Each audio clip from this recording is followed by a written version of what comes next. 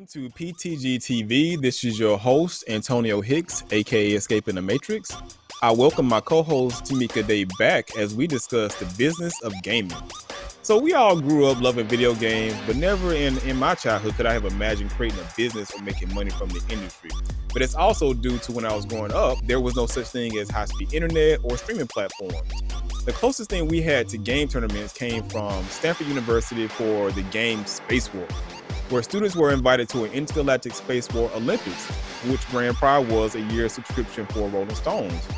But then, come along Space Invader Championship held by Atari in 1980, which is one of the first largest scale championships with more than over 10,000 participants across the United States. And that started mainstream gaming as a competitive hobby as a whole. So throughout the 80s and the 70s and the 80s, esports players and tournaments begun being featured in like newspaper articles and magazines, including Life and Time. And the next largest esports tournament came in the 90s, which a lot of us remember because it was Nintendo World Championship. When you introduced Super Mario Brothers, or they had a movie made about it with Fred Savage in there, which toured across the United States and it held its finals at the Universal Studios. So now let's fast forward to today. We have high-speed internet taking place in most places. We have massively popular streaming platforms like Twitch, YouTube, Caffeine, Facebook, etc., where some of the most popular streamers provide content making over millions of dollars. So what separates them from anyone today? Nothing at all. But yet a lot of us grew up never being taught that this was even an industry that we can break off into.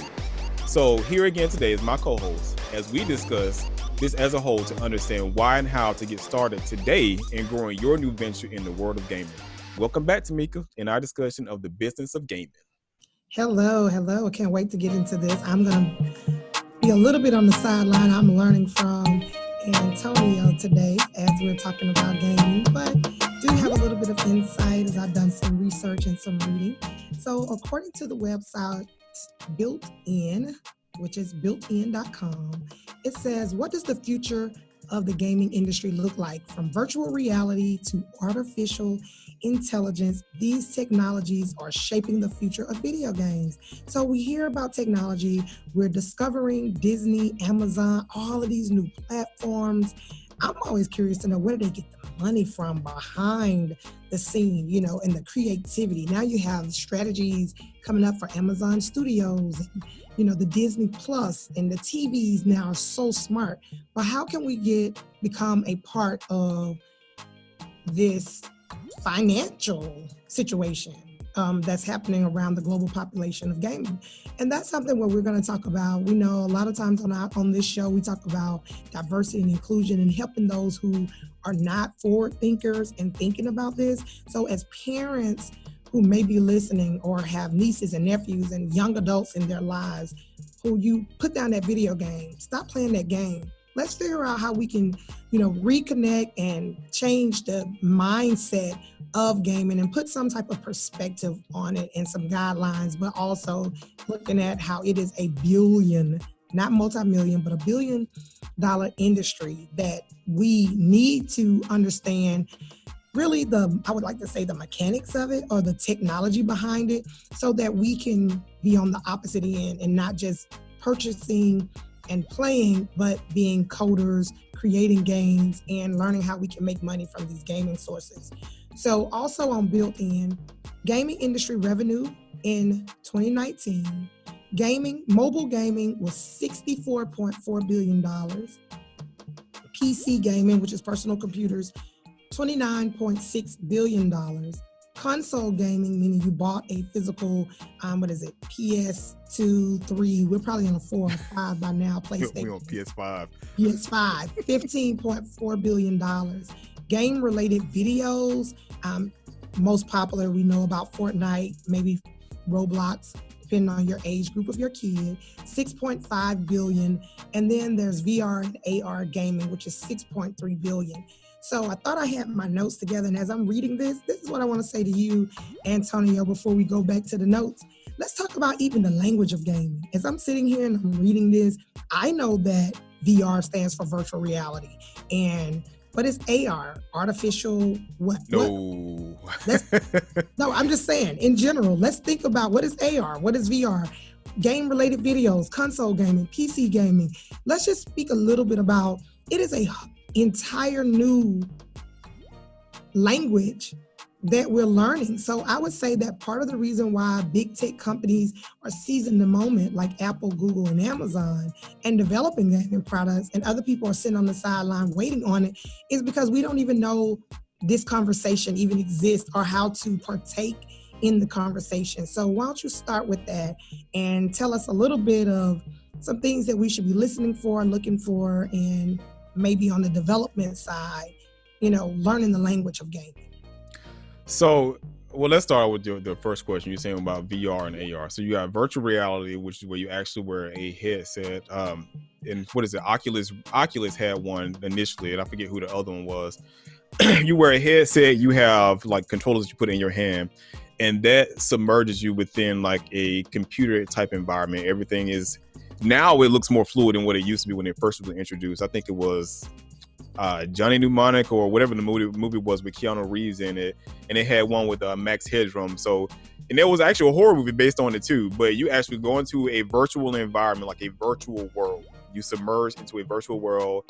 Things used to be pixelated. Now it looks more like it's real. So that's why they call it a virtual reality. So it's augmented differently than what you're currently in right now. And it is kind of trippy when you get into it. It's kind of trippy because you can't look up around. You can look all around you. You can jump off of buildings. And you actually feel it. You feel it within internally because your brain makes you think that you're actually there. So games in the industry, it had died down for a little bit because virtual reality, the machines themselves are very expensive. They used to be very, very expensive. And then you needed hardware to actually run the systems, to run the actual virtual reality machines, which means you need a nice high-end computer, a PC, a personal computer, not a laptop, but you need an actual desktop computer with a good CPU in it, a processing unit, a graphics card. So you need a good graphics card, GPU in it. You need a lot of RAM. So your RAM helps in computating a lot of that stuff to actually configure the game to make it run smoothly. So then you want to talk about augmented reality. So augmented reality is a form of is augmenting something into your own personal space, like we say IRL, in real life, like in your own personal space. So you would take some glasses, and in that glasses you can see like your house, but then you can actually project an image within your house itself. So you can, like IKEA has stuff like that with your phones now, to where now you can look and see how furniture would look within your house. And there's other places like Rooms to Go, a lot of furniture stores.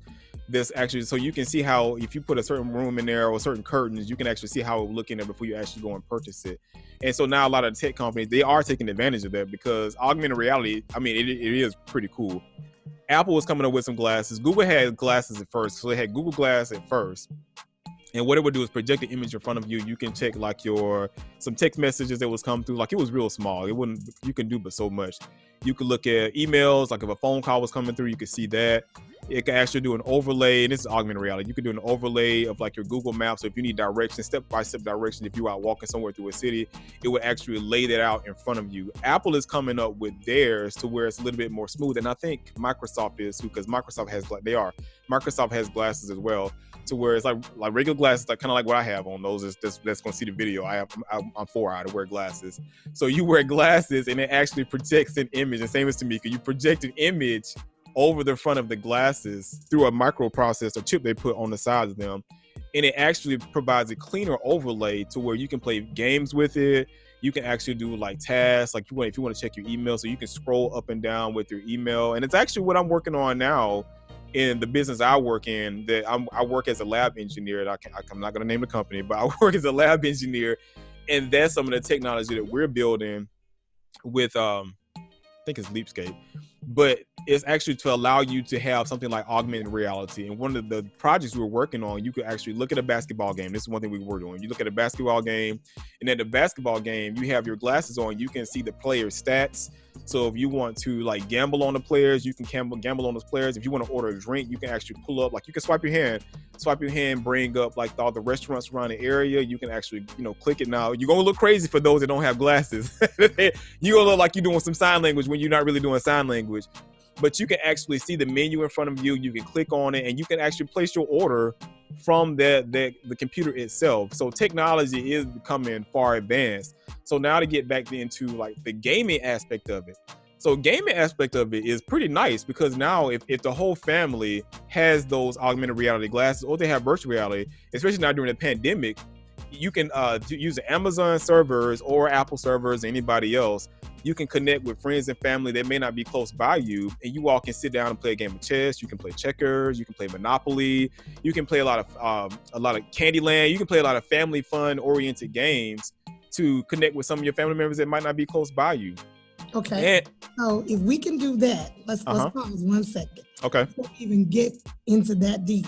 Yeah, it's a lot. It's a lot, but I love it. There's so many students and young adults that are just interested in video games, but because of the negative side of gaming, and we're going to talk about the positive, but the negative sides of gaming, they're on the computers too long. Now they're doing school online. So I want you to talk about, how do you know and recognize when a game is a distraction, a hobby, or if it's something that you should pursue or help your young adult or older adult or student pursue?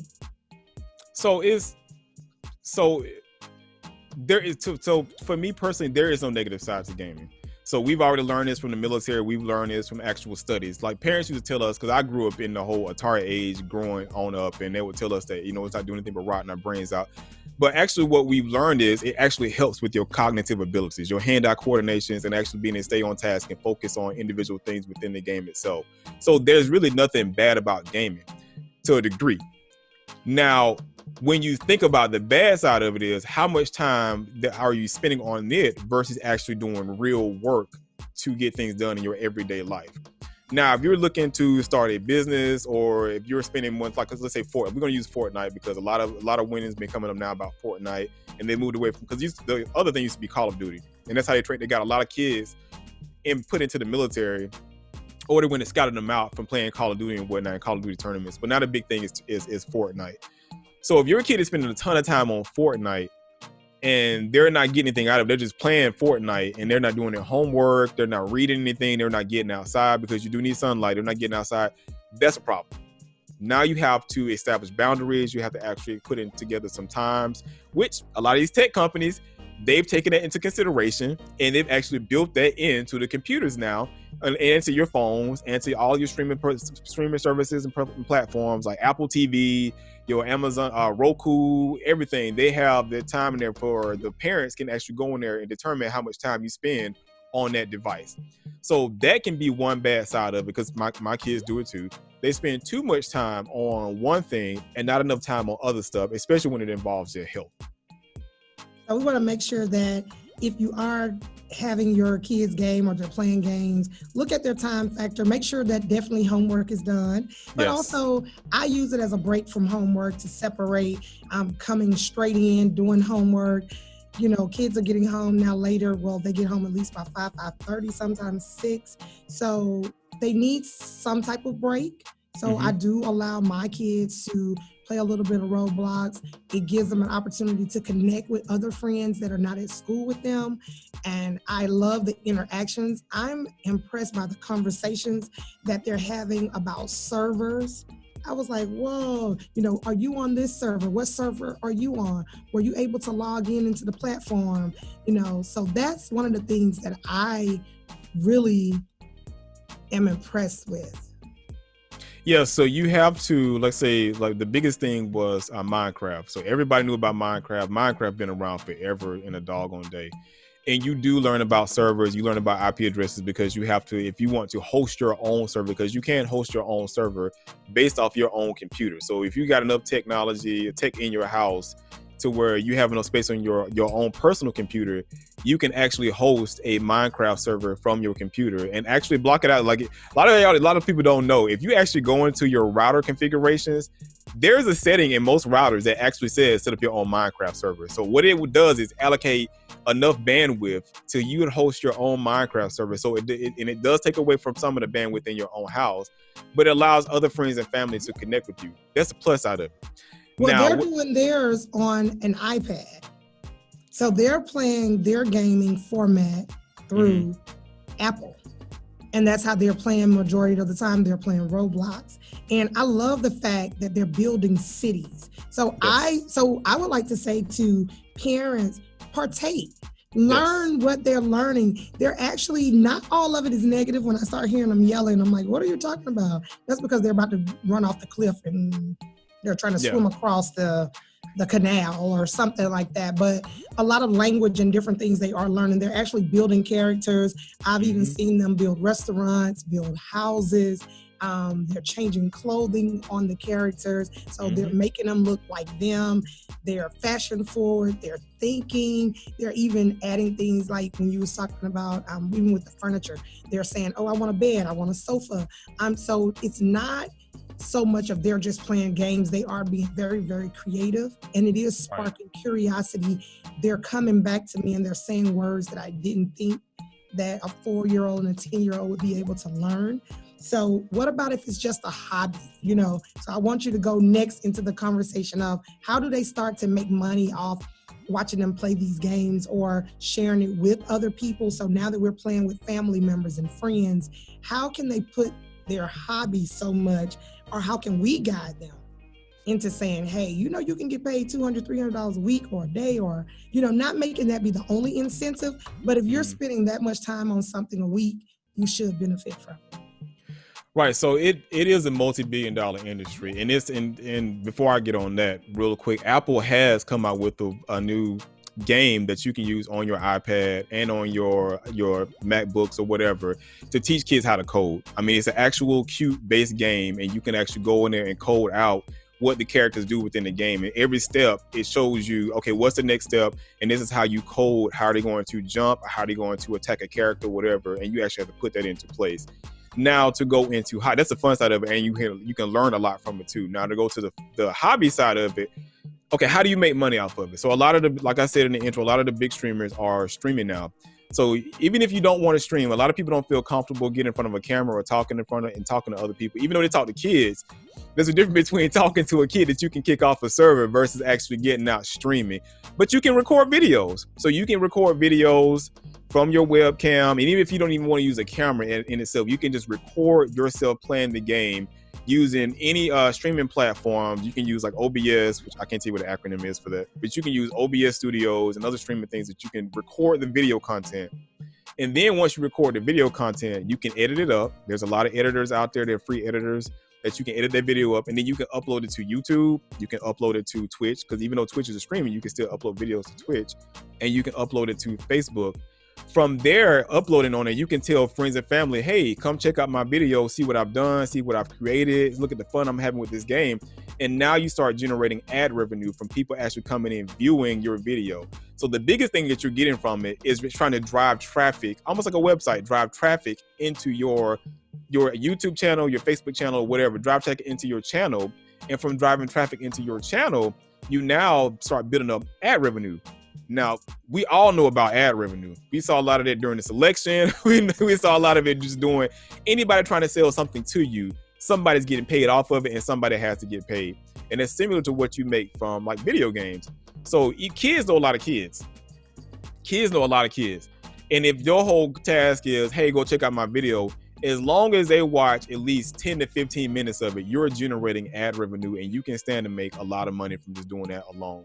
A lot of us adults, we fall short in that because a lot of us don't know a lot of people.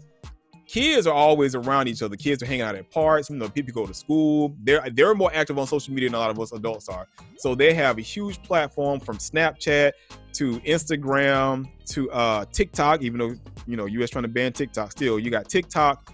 You have a ton of social media platforms that these kids are active in. Twitter.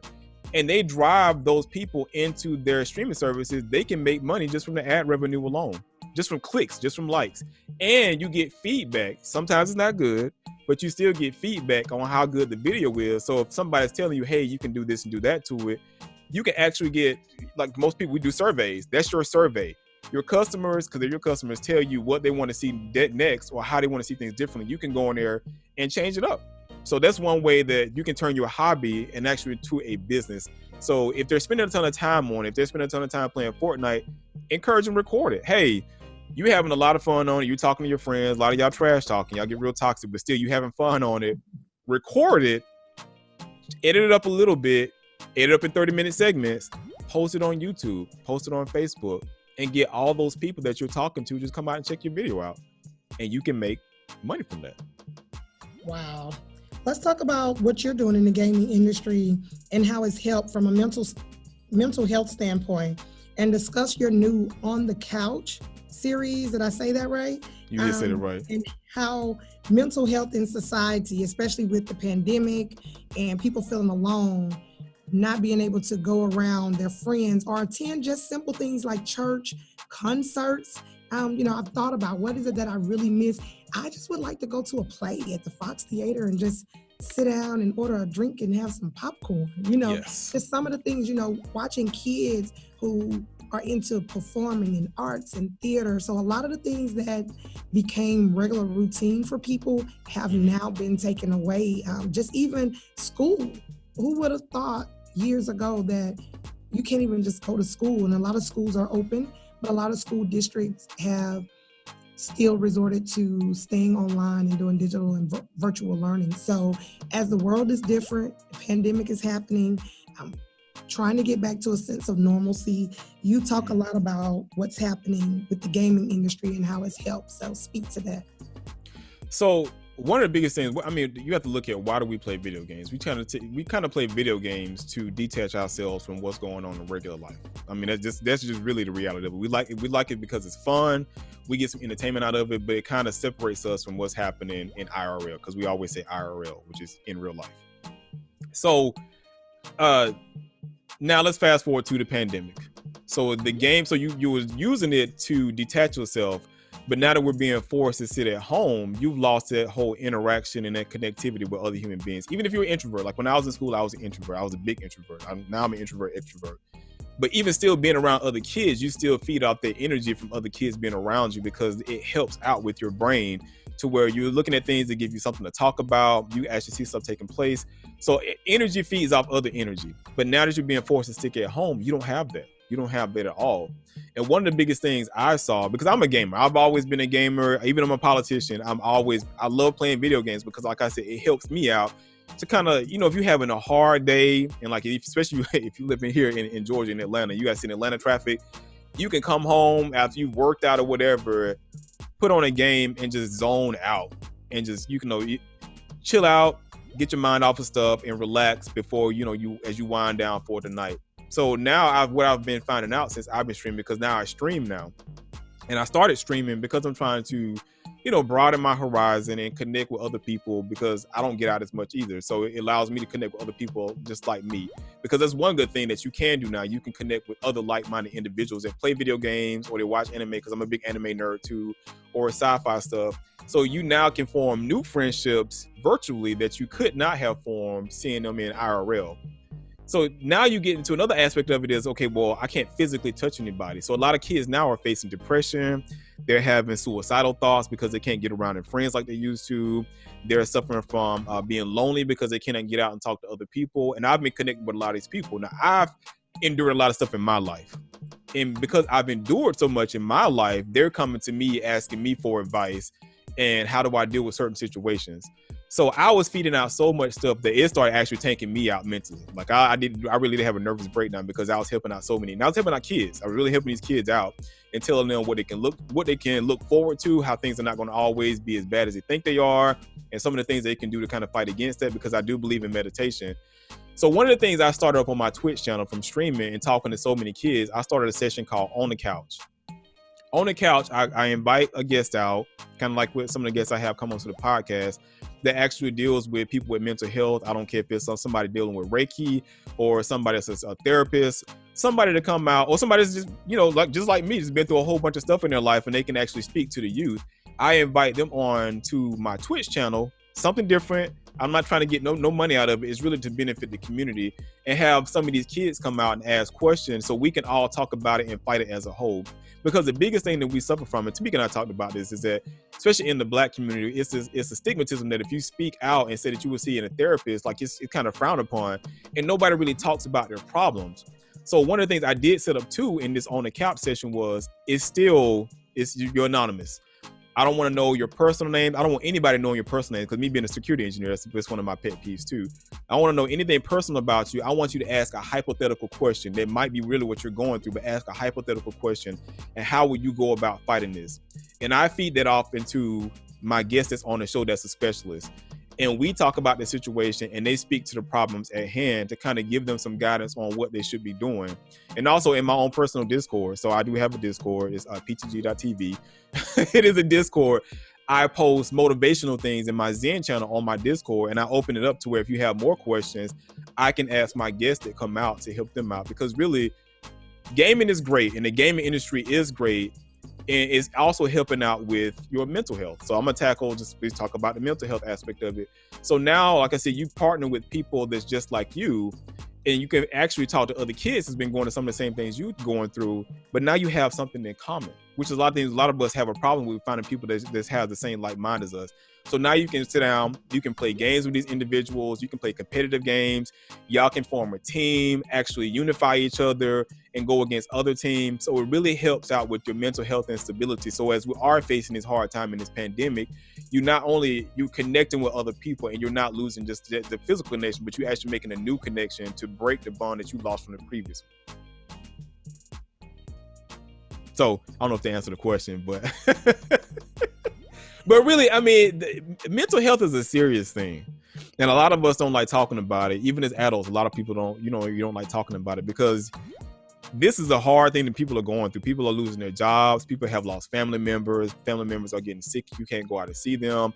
Or if you don't have anybody around you, you're getting tired of being cooped up in the house. You suffer from cabin fever. You're losing money because you don't have a lot of people going out shopping. So it's a lot of things taking place, messing with people's cognitive, their mental abilities to be able to stabilize themselves in their day-to-day life. And gaming is one app. I encourage everybody to do it. I don't care if you're playing chess. Even if you can't say, okay, well, Call of Duty is too advanced for me, shooting all this stuff up and doing these tasks. Okay, you can get online and play chess.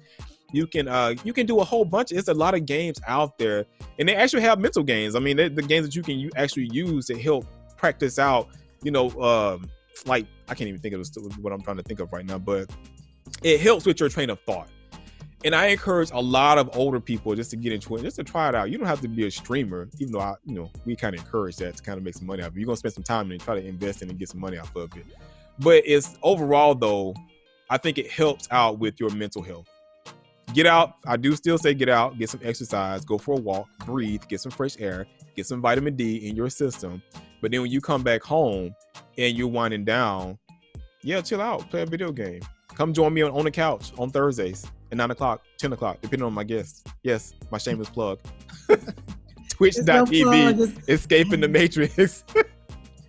Not a problem. How do we go about getting a Twitch account? And do you need a Twitch account in order to game? Or do you have other platforms and other accounts? Or is it just that Twitch is so popular right now? Twitch is one of the most popular ones. Like I said, you have Facebook.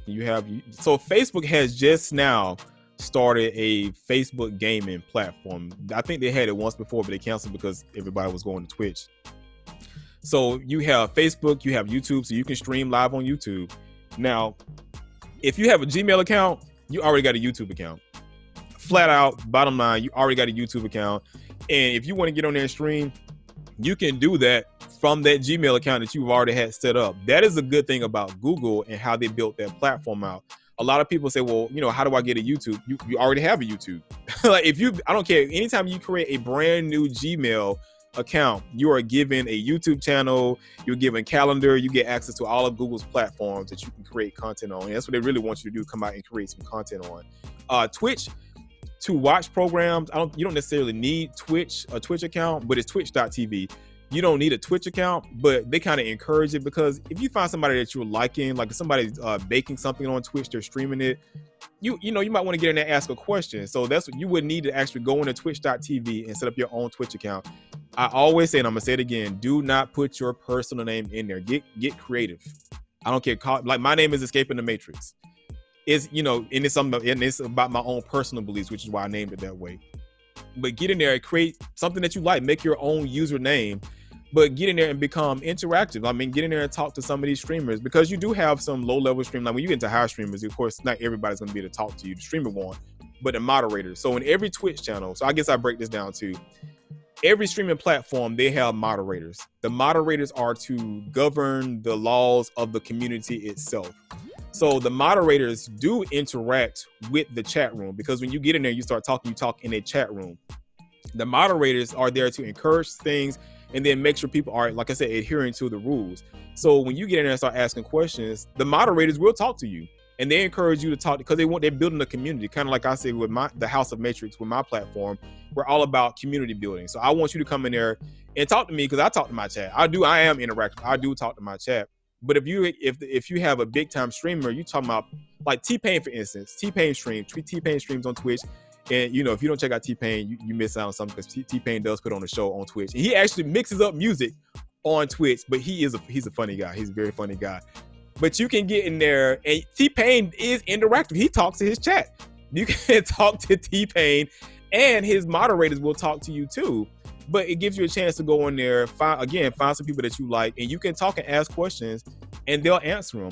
And then if they really want you to get involved, they will point you to their Discord community. So Discord, it's a separate platform. It's meant to build. It's almost like a Slack channel, if you know what Slack are, if you're in IT.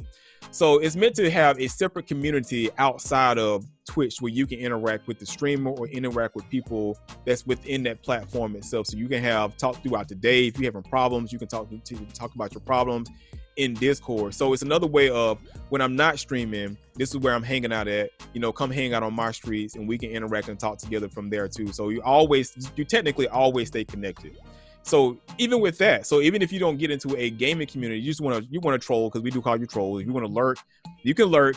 Go out and lurk. You can lurk and watch people's channels without being. Lurk means you're giving us terms, different things. That's why I said it's a whole nother conversation. So a lot of language. So definitely we are going to continue this episode. We're gonna pick back up. We may even do a second series. It's a lot. So I will say we'll do a second series. So real quick, go ahead. So lurking is just you watching from a distance. Okay. That's the only thing you're doing. You just watching from a distance. You're not saying nothing. You just lurking, kind of like you watching something. You being the nosy granny on the street. You just watching somebody do something, not being involved in it. So yes, thank you so much, Antonio. I think today's show has opened my eyes. I want to kind of read about a Twitch account, think about some other ways that I can engage my kids online in this virtual world. Maybe even allow them to record and to establish their YouTube channel, because of course they have their Gmails, but I really truly worry about their safety and them being involved in something that I'm not aware of when I'm not around. So it will be something they will only be able to do when they have adult supervision to even post their videos, to chat and to talk back, or maybe they'll join your session and you start navigating with young kids who are in elementary school age groups. So today's been exciting. I would like to pick it back up maybe next week, and let's talk about females in gaming and how it is great for kids with either autism or dyslexia, or great for kids who are struggling in school, how the gaming world can find its way to help them be able to cope with some of their personal issues. So thank you so much for us talking about a topic that you all can see is so passionate to Antonio. And it's just great dialogue to break up some of our political conversations. Politics have been so heavy this year. So we just kind of wanted to talk about something a little bit different to get your minds going and to make you think. So I am Tamika Day. I know Antonio is going to charge me with leaving you all with a positive motivation. I'm going to keep it simple today. I'm going to say, dream it, believe it, achieve it, make it happen. I am Tamika Day. So yeah, I mean, for me, it's a big thing. I encourage everybody to get into it. Even when Tamika's, if you want to get your kids involved, you can lock it down to where they can post a video without having chat active or anything, and they can just post a video and people can watch it and do the like and whatever. And it does help with autism. My moderator, he is autistic, and he's a great guy. He actually lives in Australia. He's a great guy. But yeah, what I want to leave it with, we will bring it back up next week, because there is a lot to delve into, and I'm excited about it, and I like it, and I love it, because I'm an IT guy, and I'm a gamer. So even outside of politics and everything else, it's just fun. It's a good way to just to detox and get your mind off a lot of things. But as you can see, with what we're dealing with this elections, technology has been the key factor. Yes, it has. Even in the political arena that we're dealing with right now. So don't rule out technology. It's ruling the world. And go ahead, Tony. So one of the big things I like to leave myself with, and leave the community with, is the things I'm going to start focusing on now, just pushing out heavy, is the 3 L's. So everybody always saying you're taking L's. So when you take an L, it's taking a loss in the gaming community. But the 3 L's: live, love, laugh. So I encourage everybody to do that every day. Live to your fullest. Laugh at everything, because everything can be funny. And just live, love, and just live like you. There is no tomorrow. And that's not a sad thing to say. This means just live at your fullest every single day. And I think if you do that and you invest more time into yourself, everything that you're trying to attract and you're trying to manifest, the universe and God will give it to you. So thank you all for tuning in. Welcome. Thank Tamika for being back again. I know I had 2 episodes without Tamika, but I always miss my co-host. She's the OG. I miss my co-host. So thank everybody for again. We will have another episode next week talking about this and going deep dive into it. And we will talk about women in gaming, because it is a big industry that I think women should get into as well too, and make your voices heard. I am Antonio Hicks, again, Escaping the Matrix. You can find me on ptdtv.online. But if you strictly want to come to check me out on Twitch, I know I've been stopping saying this for a while. I am on twitch.tv, Escaping the Matrix. And I do have an on-the-couch session every Thursday now, unless I don't have a guest show. But I will have it every Thursday starting at 9:00 to battle mental health issues within the gaming community, and just mental health issues overall from a lot of us that has just dealt with it and is still dealing with it today. So thank you guys for always tuning in and listening. I want you all to remember to stay safe out there, cover yourselves up. Love you. Have a happy podcast.